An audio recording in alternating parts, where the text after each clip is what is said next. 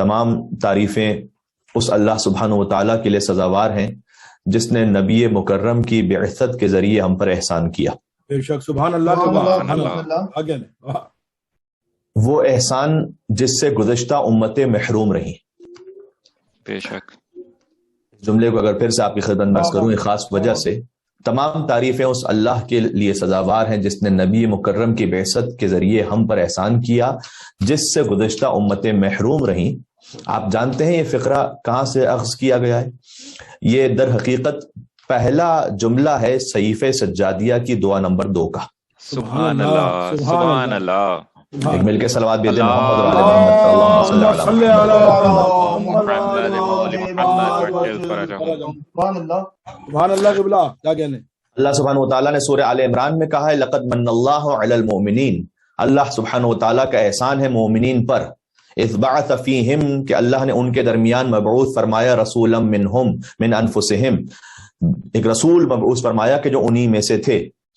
یعنی جب حضور کی بعثت ہو تو کچھ مومنین کا ہونا ضروری ہے ازروع قرآن کے جن پر وہ احسان ہو سکے۔ سبحان اللہ، سبحان اللہ۔ کیا کہنے قبلہ؟ سبحان اللہ۔ مجھے بتلائیے کہ خانوادہ بنی ہاشم کے علاوہ اور حضرت ابو طالب علیہ السلام کے علاوہ کون وہ مومن ہے کہ جس پر اللہ سبحانہ و تعالیٰ نے احسان کیا؟ کیا کہنے؟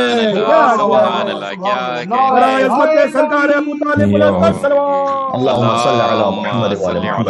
محمد و آل محمد عجل فرجہم۔ کیا کہنے؟ سبحان اللہ۔ یتلو علیہم آیاتہ، اس رسول کا کام یہ ہے کہ آیات کی تلاوت کرے، ویزکیہم، اور تزکیہ نفس کرے، ویعلمہم الکتاب والحکمہ، اور کتاب اور حکمت کی تعلیم دے۔ بہت غور فرمائیے گا، اللہ عز و جل نے کہا حضور کے کاموں میں سے پہلا کام یہ بتلایا کہ آیات کی تلاوت کریں حضور، اور تزکیہ نفس کریں۔ آیات کی تلاوت کریں گے حضور جبھی تو معلوم ہوگا کہ اللہ سبحانہ و تعالیٰ کا کلام کیا، اللہ کا کلام بھی ہم تک پہنچا ہے مصطفیٰ کے وسیلے سے صلی اللہ علیہ وآلہ وسلم۔ اگر وہ نہ ہو تو ہم تک تو خدا کا کلام بھی نہیں پہنچ سکتا۔ وہ کیسے مسلمان ہیں کہ جو بغیر وسیلے کے اللہ تک ڈائریکٹ پہنچنا چاہتے ہیں؟ ہم تک تو اللہ کی نورانی کتاب بھی حضور کے وسیلے سے پہنچی ہے۔ بے شک۔ تو اللہ سبحانہ و تعالیٰ نے فرمایا کہ آپ کا کام ہے کہ آپ آیات کی تلاوت کریں۔ جب حضور آیات کی تلاوت کریں گے تب جا کر یہ علم ہوگا کہ یہ قرآن ہے، یہ اللہ سبحانہ وتعالیٰ کی بھیجی ہوئی آیت ہے، اور تزکیہ نفس کریں۔ پھر غور کیجیے گا، جب آیات کی تلاوت ہو چکی تو پھر اب کتاب کی تعلیم کی ضرورت کیا ہے؟ یعلمہم الکتاب والحکمہ۔ واہ، بھائی جن کے سامنے آیت پڑھی جا رہی ہے وہ کوئی چینی ہے، کوئی جرمن ہے، فرینچ ہے، جو عربی نہیں سمجھ رہے۔ اللہ اکبر، اللہ اکبر۔ عربی تو اچھی طرح سے سمجھ رہے ہیں، جبھی تو حضور کی زبان مطہر سے ادا کی ہوئے الفاظ کو وہ معجزہ تصور کرتے تھے۔ مہذا کلام البشر، کہتے تھے کہ کسی بشر کا کلام نہیں ہو سکتا۔ تو وہ اس فصاحت و بلاغت کو سمجھ رہے تھے، میسج کو ریسیو کر رہے تھے۔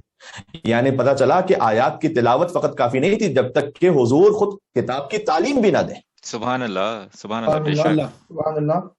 حضور آیات کی خود تلاوت کریں تب جا کے قرآن کافی نہیں ہوتا جب تک کہ مصطفیٰ کی تعلیم نہ ہو۔ سبحان اللہ، کیا کہنے پر حبیب خدا ختم الانبیاء صلوات اللہم صلی علی محمد آل محمد عجل فرجہم۔ سبحان اللہ قبلہ۔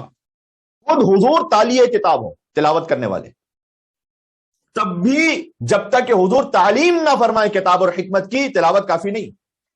واہ، حضور کے سامنے ہوتے ہوئے قرآن کافی نہیں ہے، تو حضور کے پردہ فرما جانے کے بعد حضور کی سنت اور حضور کی اطرت کے بغیر قرآن کیسے کافی ہو سکتا؟ سبحان اللہ، بے شک۔ کیا کہنے؟ تو اللہ سبحانہ و تعالیٰ کا احسان تھا مومنین پر کہ اس نے ان کے درمیان ایک رسول کو مبعوث کیا ہے۔ بے شک۔